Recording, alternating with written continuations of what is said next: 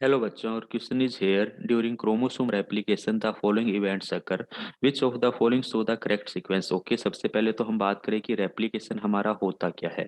तो रेप्लिकेशन होता है हमारा डीएनए से डीएनए का बनना रेप्लिकेशन कहलाता है। एक एक करके स्टेटमेंट देखते हैं। Breaking of hydrogen bond between bases, yes, ये जो हमारा डीएनए होता है ये हमारे पास में हाइड्रोजन बॉन्ड से दोनों न्यूक्लियोटाइड चेन आपस में जुड़ी रहती हैं जो एक दूसरे के अपोजिट होते हैं। तो सबसे पहले तो इनकी अनकोइलिंग होती है, और अनकोइलिंग होने के लिए क्या होता है, दोनों स्टैंड अलग होते हैं जिसके अंदर इनके बीच की जो बॉन्डिंग होती है वो क्या होती है, ब्रेक होती है।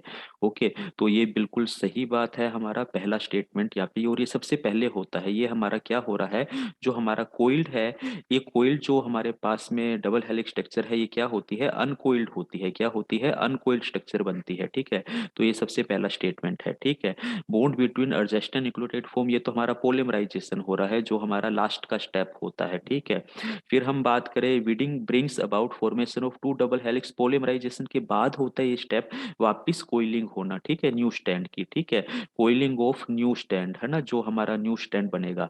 फिर basis on free nucleotide bond with basis of DNA stands. देखिए फर्स्ट स्टेप जो हुआ उसके बाद ये फोर्थ स्टेप आएगा, क्योंकि ये बेसिस हमारे फ्री हो जाएंगे तो फोर्थ स्टेप आएगा। फिर इसके बाद, फिर अगर हम इसके बाद देखिए बॉन्ड बिटवीन अर्जेस्टेंट न्यूक्लियोटाइड, अब यहाँ पे अर्जेस्टेंट न्यूक्लियोटाइड आएंगे, ए टी से जुड़ेगा, टी हमारा किससे जुड़ेगा, ए से जुड़ेगा। देखिए जो हमारे पास में 5:3 स्टैंड होता है उस पर हमें कंटिन्यूस सिंथेसिस मिलेगी, और जो 3:5 स्टैंड होता है उस पे हमें डिसकंटिन्यूस सिंथेसिस मिलती है। ठीक है, और ये हमारा क्या कहलाता है, लैगिंग स्टैंड कहलाता है। और जिस पे कंटिन्यूस सिंथेसिस मिलेगी ये लीडिंग स्टैंड कहलाएगा, और नियरेस्ट यहाँ पे न्यूक्लियोटाइड आने लगेंगे न्यूक्लियोप्लाज्म से। तो हमारा इसके बाद सेकंड स्टेटमेंट सही आता है सीक्वेंस के अंदर। फिर इनकी हमारा जो नया स्टैंड है और ये पेरेंट स्टैंड है, ये न्यू स्टैंड और ये पेरेंट स्टैंड इनकी वापस रिकोइलिंग होने लगती है, यानी कि थर्ड स्टेटमेंट इसके बाद जाता है। तो पहले पहला स्टेटमेंट आएगा, फिर फोर्थ आएगा, फिर सेकंड आएगा, और फिर थर्ड आएगा। एक एक करके हम देखते हैं। तो ये बी ऑप्शन के अंदर देखिए यहाँ पे बिल्कुल करेक्ट हमें मिल रहा है।